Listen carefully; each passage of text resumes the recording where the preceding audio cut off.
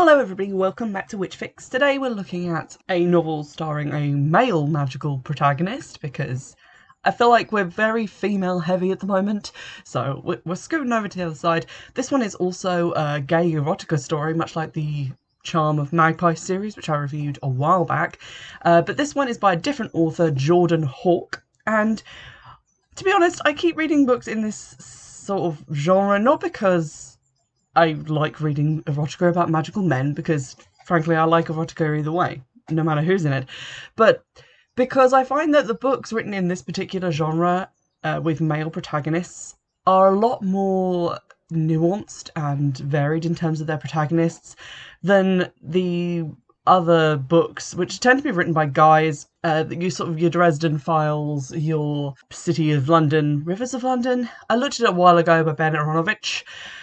And they tend to have these characters who are, to put it bluntly, the male version of a Mary Sue, and I feel like we need a word for that because there are a lot of them about, looking at you, Captain America, in the sense that they're just these kind of quipping, fedora-wearing guys who run around with amazing godlike magical powers and don't seem to have any flaws aside from being misogynists.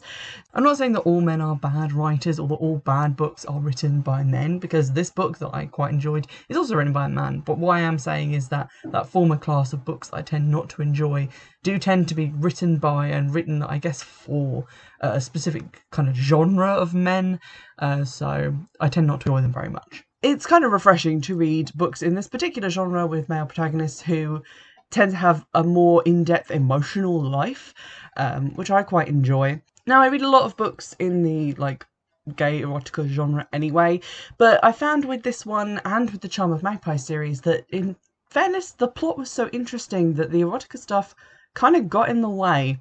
And I'll discuss that once we've gone through a little bit of what the plot is about, and beware of spoilers. So the blurb is thusly: some things should stay buried.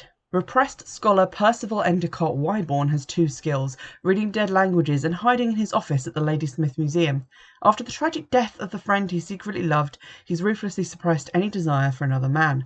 So when handsome ex-Pinkerton Griffin Flaherty approaches him to translate a mysterious book, Wyborn wants to finish the job and get rid of the detective as quickly as possible. Griffin left the Pinkertons following the death of his partner, hoping to start a new life, but the powerful cult which murdered Glenn has taken root in Widdershins, and only the spells in the book can stop them. Spells the intellectual Wyborn doesn't believe are real. As the investigation draws the two men closer, Griffin's rakish charm threatens to shatter Wyborn's iron control.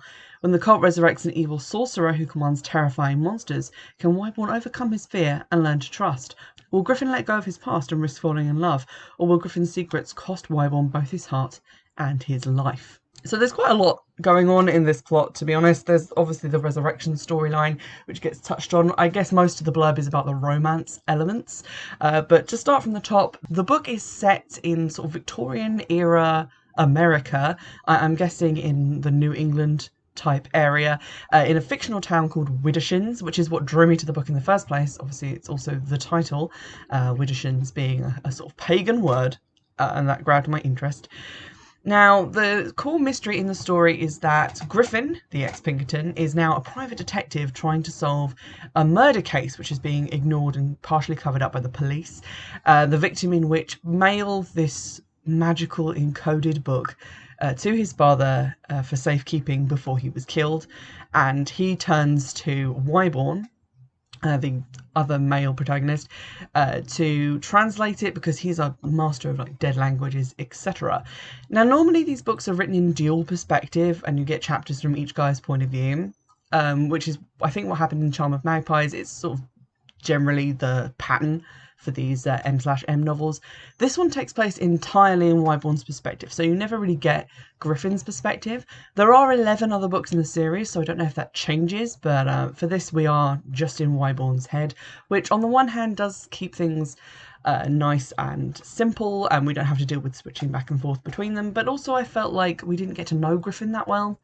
And I would have liked maybe some chapters from his perspective as well. So maybe we'll get that in other books down the line. That could also be interesting. Obviously, this book that he's been asked to translate turns out to be a book of magic, and through one thing or another, they end up investigating a cult who has resurrected an evil sorcerer, like from the dead, and who have this dastardly plan to destroy the world. And it ends up being quite high stakes towards the end. Unfortunately, the plot is quite predictable because I'm just going to give you a few elements that come out in the first couple of chapters. Wyborn's family are a historical family that's been in the town for a very long time. There's various conspiracy theories about other families that have been founding families of Widdershins, including the evil sorcerer guy who was one of the founders of Widdershins, and he also has an uncle who is a very pale and unnerving man whose only son died in a horrible boating accident in which Wyborn was also like partially injured / drowned. And he's never stopped mourning his lost son. So you can probably see the direction in which the plot is going quite early on. And to be honest, that was also why I got kind of tired of all the sex scenes being packed into the middle, because it kind of slowed down what was going to be quite a predictable reveal anyway, and it just felt like a lot of stuff to slog through. I'm going to talk about that a little bit later. Right now I want to focus on the general concept of magic in the story because, you know, that's what we're here for. So the general feeling of it is a little bit ceremonial magic, magicians sort of stuff. We've got a lot of talk about different components from different animals, specific rituals at different times in alignments with the planets, that kind of vague ceremonial magic stuff. It kind of reminded me of the Robert Downey Jr. Sherlock Holmes films, specifically the first one when they're dealing with that magician guy. But there's also a touch of the, I'm going to say, light Lovecraftian horror, because we are talking about like creatures and beings with weird, impronounceable names full of consonants coming from different dimensions to generally fuck shit up. So it has a soupçon of Lovecraft in there. Thankfully, not a soupçon of racism as well, but you know, just some of the horror elements. There aren't really many other main characters aside from the two principals, but the third wheel in this romance story is Christine, who I love. She is the power lesbian I never knew that I needed in one of these novels. But she is a lady who also works at the museum. She is an Egyptologist and has recently returned from Egypt. Why the birds are screaming? Is the end coming? Okay. She's recently returned from Egypt with a mummy in a tomb that she's found, and this is relevant in terms of the plot. But she spends most of her time either being annoyed that people are being sexist and treating her like this delicate flower who can't possibly go into Egyptian tombs because she might see a picture of a willy carved on a wall, and being nothing short of like a gun-toting lunatic who's just like, where are these monsters? Let me at them, let me at them. And I love her for that. She's amazing. And she's also Wyborn's only friend and has already worked out that he's gay and is kind of okay with it. So I wasn't sure if she was a lesbian because, you know, there's always a vibe of that in the historical thing with the strong, independent woman who don't need no man. Yeah, she is just an ally through and through at this point. So those are like three main characters and basically who we deal with through the entire story while they're trying to work out all the mystical gubbins that's going on. Now, I don't know where I read this, but it's something that I definitely think is true, and I feel like it was mentioned on the My Dad Wrote a Porno podcast. But it's a general rule that makes sense. I think it might also have been in the book How Not to Write a Novel, which is one of my favourite non-fiction books about writing, because it's funny and informative, and that's really all you want in a non-fiction book.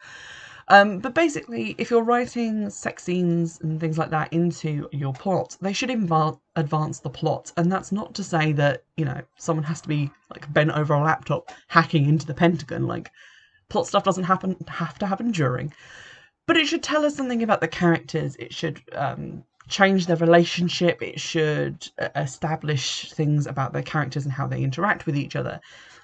And this didn't really feel like it was doing that. You have like the first scene where it's like, oh, okay, so these two are going to be an item now, and that's great.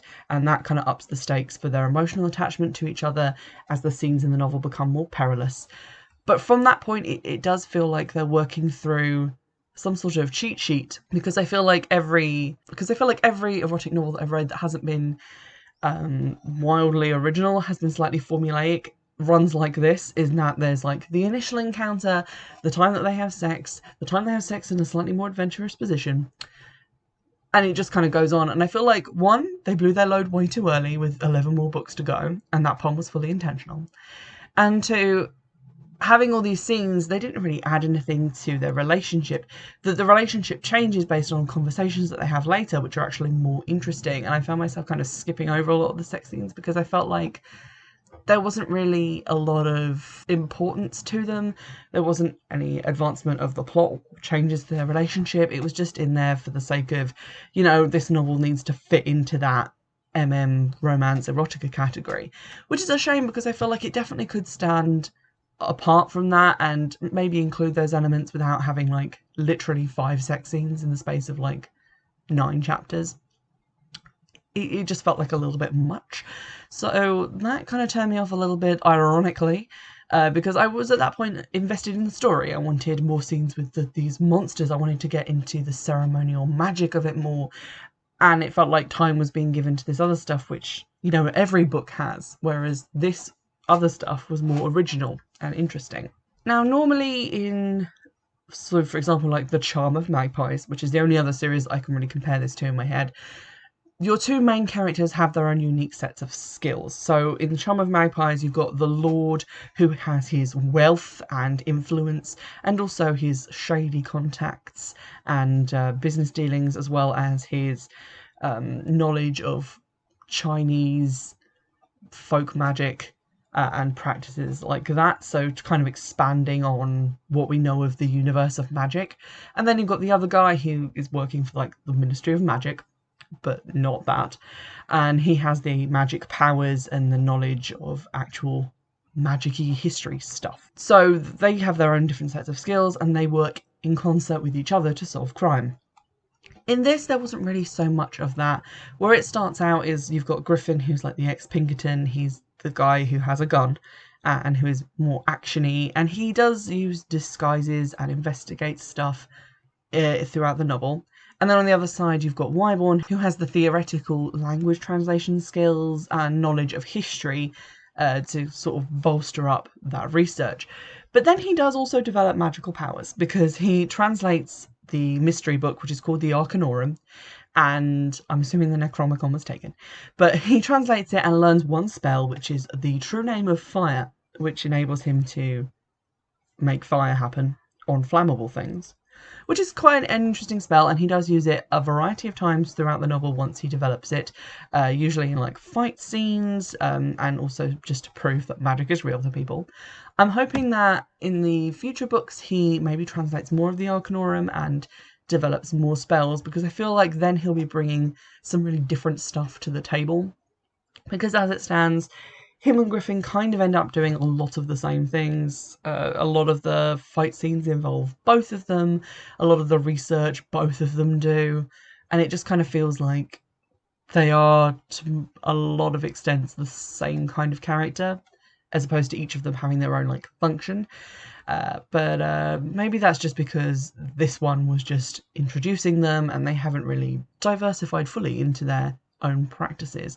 Because although I guess Griffin could technically learn magic too, if he just read the book, but it is implied that, spoiler alert, because Percy Wyborn comes from one of these old families, that he has some sort of innate talent for magic. So we'll see where that goes in the coming books.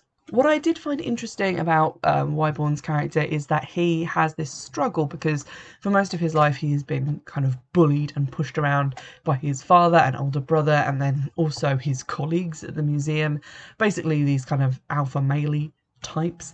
And his first instinct when he learns magic is this inner desire to kind of prove himself to those people and to use it aggressively against them, because now he has a weapon that he can use.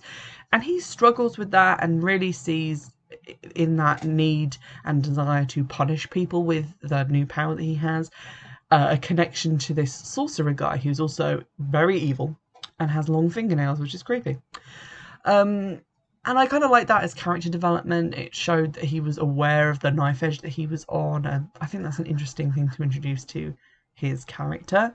Similarly, on the flip side, you've got Griffin, who has been through a lot because his partner was murdered when he was on the job as a Pinkerton, and then everyone said he was mad because he saw him get eaten by a squish monster from outer space, and he has had this sort of long history of not being able to rely on people, and it's kind of difficult for him to work in concert with other people and as a partnership. And he is initially quite suspicious of Christine as well because he's worried that she's gonna, spill their secret, get them in trouble.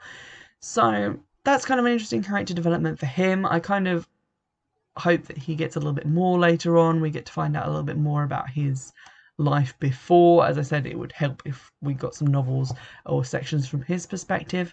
Now, overall, I said the book was kind of predictable, and it is to a certain extent. Like a lot of the stuff, not necessarily on the relationship side, but in terms of the actual mystery plot, you can kind of see it coming once you learn the mechanics of how the magic is meant to work. Mainly with salt is what I learned, is that they reduce bodies and animals to various component salts and then use that to create these half human, half animal monsters, but also to resurrect people from the dead. Once you learn that, and also you've been introduced to the cast of characters, you can kind of see the grieving father who really, really, really misses his son, and the guy who can bring people back from the dead. They might have some interests in common. And obviously the fact that we meet Percy's family and we know that they're like an old family that's been in the area for a really long time. They're not going to be not involved in what's going on. But having said that, it is kind of pulled off quite well, although a lot of the realizations do kind of come out of nowhere. The characters don't really feel their way towards conclusions. There's one moment which really stuck out where in like 2 lines, Percy finally puts it together like, oh my god, he's going to resurrect his son. And it's like, well, that was incredibly obvious to me, but you have to show him getting there. Like, he needs to show his working out. Otherwise, it's just, he realises something is going to happen and there's no way he could possibly have known. The one other thing that kind of irritated and annoyed me was when you get to the end of the book, there's the final showdown. Shit gets fucky. The cult are there, Wyborn's there, Griffin's there, Christine's there with her rifle because she's our boss, and everything happens, the showdown happens, and obviously there's peril. Griffin and Wyborn are like holding each other, they're like, oh, I'm so glad that you're alive. And Percy's dad sees this. Now, his dad has been so far shown to be kind of a bastard because he hates the fact that Percy didn't go to his alma mater, like the Widdershins Academy of Evil Bastards, and he didn't go into the family business, and he has completely cut Wyborn off without a cent. He hasn't given him money to live on, he hasn't necessarily even really allowed him into the house except at these dinners that he's like ordered to come to. He can't just like drop by to see his own mother, which is hella controlling. He also disapproves of his work at the museum, and he thinks that it is effeminate to spend all his time with like books and history as opposed to, I don't know, I guess bare knuckle fighting a bear in the woods. Unclear what his business actually is, and he has never donated to the museum where he works, and basically Wyborn is living alone and penniless, basically, because he doesn't make a lot of money at his library job. But somehow, at the end of the novel, when he sees him more or less doing the victory make-out with a guy, his dad is completely fine with this, and even seems to be quite warm and fatherly towards Wyborn at the end of the novel, having been stopped from performing this ancient ritual that presumably he had been planning for quite a while, because the whole idea of his participation is that he's going to make his wife slash Wyborn and his brother's mum well again, because she's dying of some sort of unspecified itis. And then Percy is just like, mother wouldn't want this, and the dad instantly changes his mind and is like, you know what, love him or hate me, spitting straight facts. And I love my gay son, even though it's like the fucking 1800s. And although I can buy Christine as being kind of an open-minded woman, being one working in, what is shown to be a man's profession, working in these kind of hostile conditions, that she would understand kind of what it's like. And also because she comes off as a massive lesbian. I do not buy for 1 minute that Wyborn's dad is okay with any of the stuff that he has just done. not limited to just foiling the ancient arcane ritual / making out with his boyfriend. So that kind of really pulled me out of it, and it felt like at that point it was just like all kind of believability has to be dispensed with because we need a happy ending. And I think that there are degrees of happy ending, and it could have just been like, you know what, we lived, we're still together, but my relationship with my family is probably never going to be good. And I would buy that a lot more, or maybe have him come around in later books. But to have it kind of the end of book one, it just feels a little bit premature, and really kind of annoyed me because it just seems so unbelievable. And up until that point, things had been, if a little bit predictable, a little bit stereotypical, then at least solid in terms of their logic and reasoning. And this just felt like a bolt from nowhere. Having said that, I do like the approach of magic. The inclusion of all this like Egyptology stuff was really interesting, and a different way for it to go than just, like ancient Celtic practices and more of the kind of Wicca-centric side of fictional magic. And that was really interesting and cool. I like the idea that Percy might now be going into his background a little bit more, learning a bit more about magic. That would be an interesting journey to go on with him. I want to read more about Christine, to be honest. She's my favourite character, and I feel like I hadn't read her before, whereas a lot of the other characters were similar to other characters and other plots in books that I'd read set around this time period. So there's a lot of like interesting stuff in laying the groundwork in this first book, and I'm hoping that the next 10 make it even more different, even more original, and build on that more in a way that's slightly more original and slightly more exciting, because it feels like very much like this is the pilot plot. It's kind of basic, it's not very nuanced, and I feel like it can get a lot more complicated now that we've been introduced to the basics of how this world works. So I'm looking forward to it. I'm going to read some more, and in the meantime, if you have any thoughts on this series or any series like it that you'd like me to look into, get in touch in the usual ways, and in the meantime, I'll see you in the next one.